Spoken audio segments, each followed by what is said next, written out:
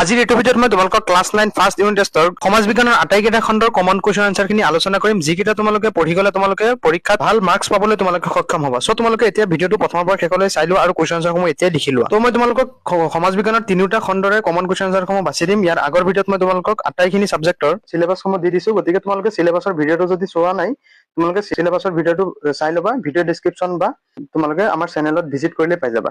ত' প্ৰথমে মই তোমালোকক যিটো ভূগোল যিটো আছে ভূগোল খণ্ডটো আলোচনা কৰো। তো চোৱা, ভূগোলৰ তোমালোকৰ চেপ্টাৰ আহিব প্ৰথমটো, 1 নম্বৰ চেপ্টাৰটো আহিব যে ভূপৃষ্ঠৰ পৰিৱৰ্তন। তো এই চেপ্টাৰটোত মই তোমালোকক যিমানখিনি MCQৰ পৰা আদি কৰি যিখিনি কমন কুৱেশ্যন আনসাৰ আছে আটাইখিনি আলোচনা কৰিম, গতিকে তোমালোকে চাই থাকা। তো চোৱা, এই চেপ্টাৰটোত প্ৰথমতে তোমালোকে কি কৰিবা, এই সৰু সৰু যিখিনি পইণ্ট আছে এই সৰু সৰু পইণ্টখিনি ভালদৰে চাবা যে 71% কি আছে, পানী আছে, আৰু 29% কি আছে, মাটি আছে। ঠিক আছে। তো তাৰপিছত চোৱা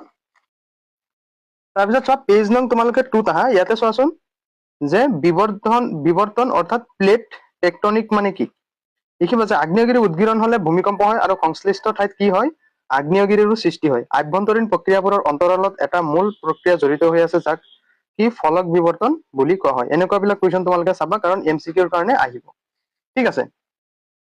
তাৰপিছত চোৱা যে ভূপৃষ্ঠৰ পৰিৱৰ্তনৰ বাহ্যিক কাৰক, বাহ্যিক মানে কি বাহিৰা। তো বাহ্যিক কাৰক কোনবিলাক, যে সৌৰশক্তি, বতাহ, বৰষুণ, নদী, হিমবাহ আৰু সাগৰৰ ঢৌ আদিবিলাক হ'ল বাহ্যিক কাৰক। আৰু এইবিলাকৰ পৰাও কিন্তু তোমালোকৰ ডাইৰেক্ট কি আহিব, MCQ কমন আহিব। গতিকে এই সৰু সৰু বস্তুখিনি তোমালোকে পইণ্ট আউট মই কৰি দিম, তোমালোকে এইখিনি চিন দি ল'বা আৰু এইখিনিৰ পৰা তোমালোকে পৰীক্ষাত কমন পাবা।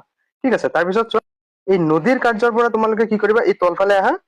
তলফালে আহি ইয়াতে চোৱাচোন যে নদীৰ কাৰ্যক সাধাৰণতে কেইটা ভাগত ভাগ কৰা হয়, 3টা। 1 নম্বৰ হ'ল খনন বা ক্ষয় কৰা কাৰ্য, 2 নম্বৰ হ'ল পৰিবহন, 3 নম্বৰ হ'ল অৱক্ষেপন বা জমাকৰণ।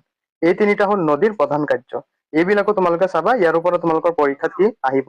সম্পূৰ্ণ ভিডিঅ'ৰ বাবে তোমালোকে ইউটিউবত গৈ সাৰ্চ কৰিবা সেৱা পাঠশালা বুলি, তাতে সেৱা পাঠশালা ইউটিউব চেনেলত সম্পূৰ্ণ ভিডিঅ'টো পাই